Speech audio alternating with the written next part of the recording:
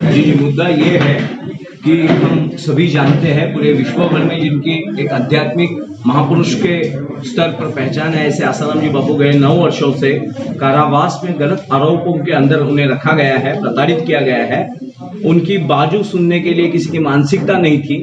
अब वो भारत भर की मानसिकता तैयार हो गई है सत्य सुनने की। जो बवंडर मचाया गया था वो भारत विरोधी शक्तियों के माध्यम से मचाया गया था। जैसे कि भारत को अगर मारना है तो दल से नहीं, बल से नहीं, छल से मारना होगा, क्योंकि दल और बल तो भारत में हारे सारे अंग्रेजों के, मुगलों के, यवनों के, पोर्तुगीज, डच, फ्रेंच, शक, हुन, ग्रीक सभी आए और हारे, भारत में समा गए। फिर भी भारत भारत बचा रहा। भारत का छोटा सा अंग पाकिस्तान बना, बांग्लादेश बना। जिन दुष्ट शक्तियों ने भारत का बंटवारा किया, वही दुष्ट शक्तियां भारत को मिटाना चाहती है। और भारत को मिटाना होगा तो सैन्य बल से नहीं, भारत के आध्यात्मिक धरोहर को मिटाना होगा। और इसी के चलते भारत के साधु संतों के ऊपर, आसाराम जी बापू जैसे महापुरुष के ऊपर, शिखर पुरुष के ऊपर लांछन लगाए गए चरित्रहीनता के। और जो चरित्रहीनता के आरोप कोर्ट में आज भी पूरे तरह से साबित बिल्कुल नहीं हो पाए हैं। एक भी गवाह उनके विरोध में नहीं गया है, एक भी साक्षी नहीं। लड़की का दर्ज किया हुआ, कहीं और दर्ज किया हुआ स्टेटमेंट केवल आधार माना गया और उसी के आधार पे उनको शिक्षा लगाई। सर, जैसा कि आपने बोला, योग शक्तियां कमजोर पड़ रही हैं भोग शक्तियों के आगे।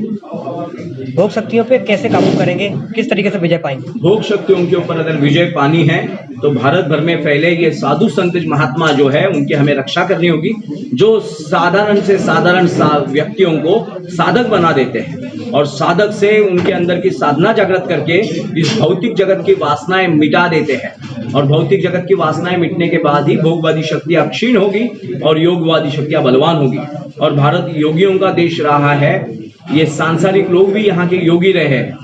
साधारण से साधारण परिवार और घर से आने वाले औरतें हमारी साध्वियां रही हैं, उनका चरित्र बलवान रहा है। इसी कारण भारत आज भी भारत बचा है।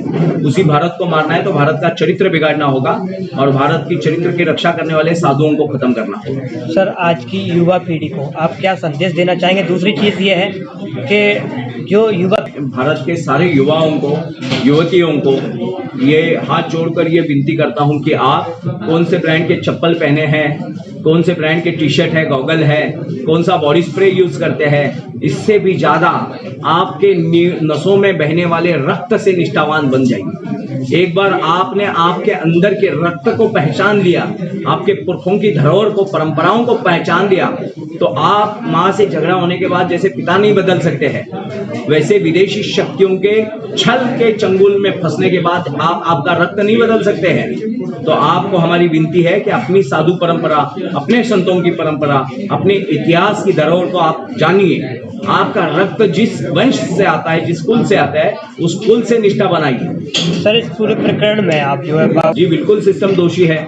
ईसाई देशों में कहीं ईसाई मिशनरी दोषी नहीं है, मुस्लिम देशों में कहीं मुल्ला मौलवी दोषी नहीं है। और भारत एकमात्र जो भारतीय सभ्यता वसुधैव कुटुंबकम, सर्वे सुखिना संतु सर्वे संतु निरामया कहने वाला भारत, भारतीय संतों के बचाव में कुछ नहीं कर पा रहा है। भारतीय संतों को भारत विरोधी शक्तियां यहीं के यहीं बदनाम कर रही है और यहाँ की व्यवस्था केवल आंखें ताके रही है। हम देखते रहते हैं कि अरे उस संत के ऊपर रेप का आरोप लगा, उसके ऊपर छल का आरोप लगा, उसके ऊपर मर्डर का आरोप लगा। मैंने कहा कि रामदेव बाबा के ऊपर वृंदा करात, मैं नाम लेकर बता रहा हूँ, वृंदा करात कम्युनिस्ट लीडर, उसने कहा था कि मानवीय हड्डियां मिली है औषधियों में, और एक भी केस साबित नहीं हुआ, एक भी एफआईआर नहीं हुआ, मगर बवंडर तो मच गए। ये बवंडर मचाने वाली जो दुष्ट शक्तियां है, वही शक्तियां बापू जैसे, देखिए साधारण साधु को लेकर नहीं काम चलता। भारत के शिखर पुरुष को उन्होंने ट्रेस किया और उनके ऊपर लांछन लगाए, तो उनको छोटे छोटे काम नहीं करने पड़े। तो अब पूरे दुनिया भर में बवंडर मच गए। फ्री में मीडिया ट्रायल चले, फ्री में।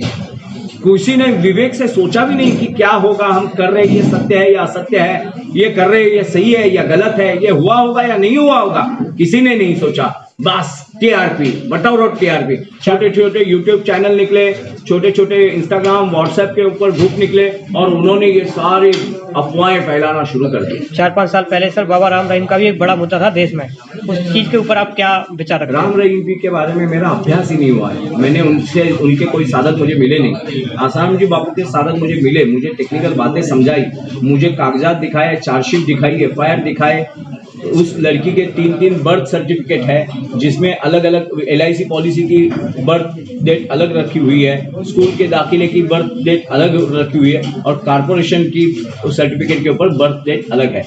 वो लड़की के 3 बर्थ सर्टिफिकेट ओरिजिनल हमारे पास आज उपस्थित है। गुरुकुल में अलग, दोनों में अलग अलग है। तो अलग बर्थ डेट का जो सर्टिफिकेट 3 बनाए रखे जाते हैं पहले से, इससे कोई तो बदमाशी है। और अलग अलग तारीख है, एक का 91 का बर्थ दिखाया गया है, कहीं 94 का दिखाया गया है, कहीं 96 का दिखाया गया है। अंडर 18 करना है उसको, अंडर 18 करना है। अंडर 18 करके ही पॉस्को लगाया जा सकता था। और पॉस्को एकमात्र धारा ऐसी है जिसे क्रॉस चेकिंग नहीं होती है लड़की की। क्रॉस चेकिंग कोर्ट में न होने के कारण वो प्रश्नों में फंसने का प्रश्न ही नहीं आया। जो प्रश्नों में फंसती थी वकीलों के या किसी के प्रश्नों में फंसती थी, वो उसको अंडर 18 रखने से उसको क्रॉस चेकिंग नहीं किया जाता। Thank you.